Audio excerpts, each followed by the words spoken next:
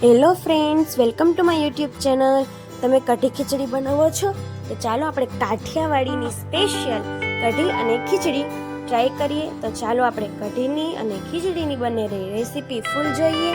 તો સૌપ્રથમ આપણે એક કુકરમાં તેલ ગરમ મૂકીશું, તેમાં રાઈ એડ કરીશું, ત્યારબાદ જીરું, હિંગ અને લીમડાના પાન, પછી બટેટા નાખી દઈશું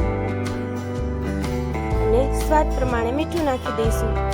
પહેલા આપણે ખીચડી બનાવીએ છીએ, હવે તેમાં હળદર નાખીશું અને ખીચડી ઓરી દઈશું. ખીચડી એડ થઈ જાય ત્યારબાદ આપણે તેમાં તીખાની ભૂકી એડ કરીશું. આ કાઠિયાવાડી પ્યોર છે ખીચડી. હવે તેમાં આપણે 3 ગણું પાણી એડ કરી દઈશું. જેટલી ખીચડી હોય તેનાથી 3 ગણું પાણી. આ બધું મિક્સ કરી અને પછી આપણે કુકર બંધ કરી અને 3 થી 4 વિસલ વગાડી લઈશું. ખીચડી થાય ત્યાં સુધીમાં આપણે કઢી કરી લઈએ. તો ચાલો કઢી માટે સૌપ્રથમ ચણાનો લોટ લઈશું. ચણાનો લોટ ઓછો હોય તો પણ ઘણી કઢી બને છે, કારણ કે ચણાનો લોટ ઘટ્ટ થઈ જાય છે. પછી તેમાં આપણે છાશ એડ કરીશું. ત્યારબાદ આ લોટ આપણે બરાબર ગાંઠા ન પડે તે રીતે મિક્સ કરવાનો છે. પછી તેમાં મીઠું એડ કરી દઈશું સ્વાદ પ્રમાણે અને પછી હળદર એડ કરી દઈશું. આ બધું બરાબર મિક્સ કરી લઈશું.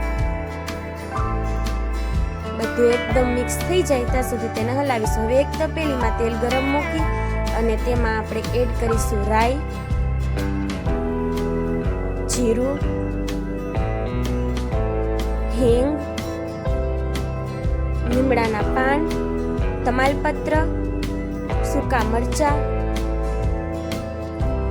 અને આદુ મરચા, બધું મસાલો જે હતો તે મરચા અને આદુ. ત્યારબાદ માંડવીના દાણા એડ કરી દઈશું અને ત્યારબાદ જે આપણે કઢી બનાવી હતી તેમાં નાખી દઈશું. બધી કઢી એમાં નાખી દઈ અને હવે તેમાં ખાંડ ઉમેરી દઈશું. જો કેટલી સરસ. હવે તેને ઉકળવા દેવાની. તો કઢીને કોથમીર વડે ગાર્નિશિંગ કરી લઈએ એટલે પીરસવા માટે કઢી તૈયાર. અને ખીચડીને પણ આપણે હવે એક બાઉલમાં કાઢી લઈશું, જેથી કઢી અને ખીચડી બંને સાથે સર્વ કરી શકાય. તો ચાલો, ખીચડી પણ તૈયાર અને કઢી પણ તૈયાર. તમને આ રેસીપી કેવી લાગી કમેન્ટમાં કહેજો. એક વખત ઘરે જરૂર ટ્રાય કરજો.